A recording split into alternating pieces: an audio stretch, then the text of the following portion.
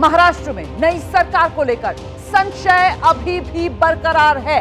अभी भी पूरी तरीके से क्लैरिटी नहीं मिल पाई है, तस्वीर साफ नहीं हो पाई है अभी भी पूरी तरीके से। महाराष्ट्र में महायुति को भारी बहुमत मिलने के बावजूद, देखिए 23 नवंबर को नतीजे आए थे, आज 6 दिन होने को आ रहे हैं, बावजूद इसके सरकार के गठन को लेकर तस्वीर पूरी तरीके से साफ नहीं है।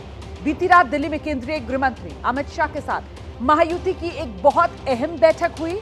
इस बैठक को लेकर सूत्रों के हवाले से बड़ी खबर, एकनाथ शिंदे ने अमित शाह के सामने कई डिमांड्स रख दी हैं। एक के बाद एक अपनी मांगे एकनाथ शिंदे की तरफ से रखी गई अमित शाह के सामने। एकनाथ शिंदे ने 12 तो मंत्री पद मांग लिए हैं। नई सरकार में अहम विभाग चाहते हैं शिंदे। अपनी पार्टी के लिए विधान परिषद अध्यक्ष का पद भी शिंदे को चाहिए। गार्जियन मिनिस्टर्स में भी अपनी पार्टी के लिए तवज्जो चाहते हैं एकनाथ शिंदे। देखिए आज मुंबई में महायुति की बैठक हो सकती है, यह भी जानकारी मिल रही है। कल अहम बैठक दिल्ली में हुई जिसमें देवेंद्र फडणवीस, अजित पवार, एकनाथ शिंदे तीनों मौजूद थे, अमित शाह और बीजेपी अध्यक्ष जेपी नड्डा के साथ।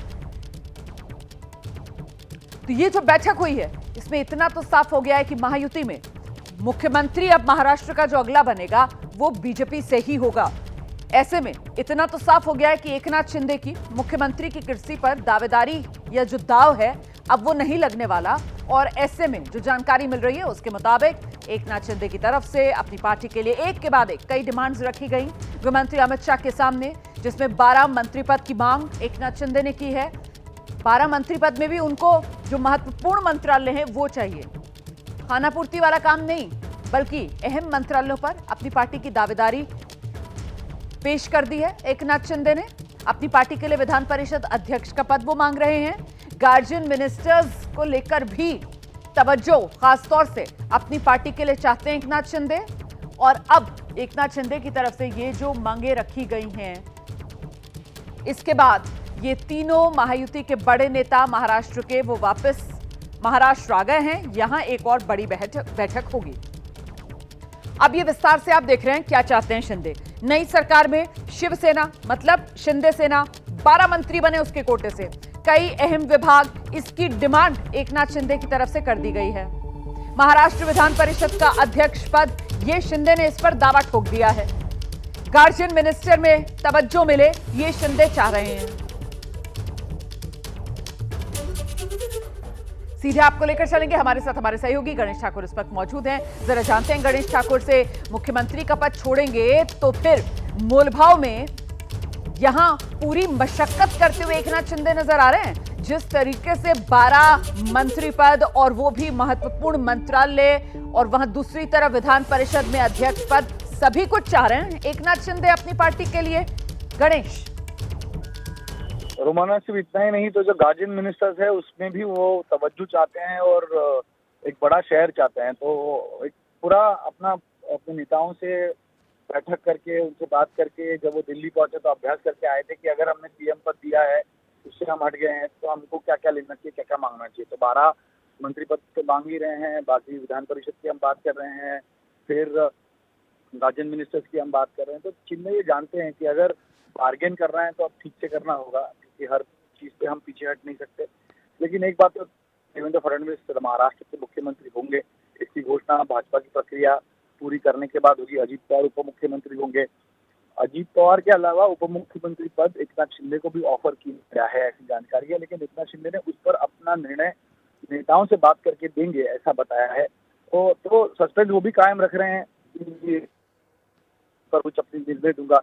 अगर उप मुख्यमंत्री पद लेने की बारी आई तो क्या वो खुद लेंगे या किसी और को देंगे, ये भी अब देखना महत्वपूर्ण होगा। क्योंकि शिंदे अपने कार्ड्स ठीक से खेल रहे हैं। आपको बता दें 2 दिन जब वो मौन उन्होंने बता था, तब उसके बाद अचानक से तीसरे दिन आए और उन्होंने सब चीजें दिल्ली पर छोड़ दी और ये बता दिया कि मैं तो आपके साथ रहना चाहता हूँ, मैं तो आपके आगे कभी जाना चाहता नहीं था, ना चाहूंगा, आपको मुझको न्याय देना है।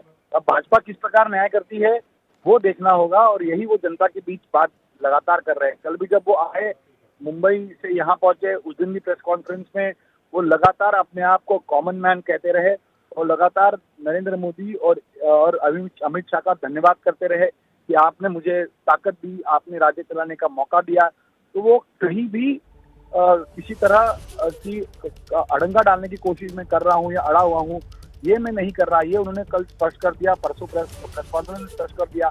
तो कहीं ना कहीं एकनाथ शिंदे ये इस पूरे सत्ता के गणित बिठाने के लिए अपने कार्ड ठीक से खेल रहे हैं। तो भाजपा पर भी दबाव होगा कि जब आपका एक दोस्त कहता है मैं तो आपका साथी हूँ, मैं तो आपके साथ चलना चाहता हूँ, आपको न्याय करना है, तो भाजपा को न्याय करना होगा। क्योंकि जब इस बार महाराष्ट्र में जो होगा उसके परिणाम दूसरे दलों, सहयोगी दलों पर भी होंगे जो केंद्र में है। अगर भाजपा की तरफ से एक रॉन्ग मैसेज दिया गया तो उसके परिणाम दूसरे सहयोगी दलों में होने का भी खामियाजा हो सकता है। तो एकनाथ शिंदे की डिमांड मानेंगी, लेकिन क्या मंत्रालय को लेकर मानेंगी, ये आप देखना बहुत महत्वपूर्ण है। क्योंकि बैठक आज महायुति की होगी, उसमें इस पर सलाह मशवरा या चर्चा तीनों नेता करेंगे। फिर शायद वापस केंद्र में एक बैठक का दौर हो सकता है अगर आज बात नहीं बनी तो।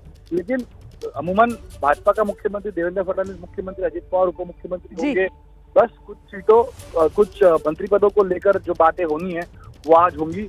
उसके बाद पता चलेगा कि ये आगे बढ़ेगा या आज ही रुक जाएगा। बहुत शुक्रिया गणेश ठाकुर, आपने बहुत सही कहा कि देखिए चतुर राजनेता हैं एकनाथ शिंदे, और ऐसे में वो जानते हैं कि उनके हाथ में अब जो पत्ते बाकी बचे हैं उसमें मुख्यमंत्री की कुर्सी वाला कार्ड तो उनके हाथ से निकल गया है। ऐसे में जो बाकी माफ कीजिएगा, ऐसे में जो बाकी बचे कार्ड्स हैं उसको लेकर फूक फूक कर कदम शिंदे की तरफ से आगे बढ़ाया जा रहा है।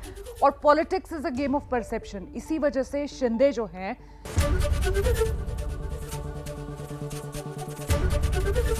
एबीपी गंगा, खबर आपकी, जुबान आपकी।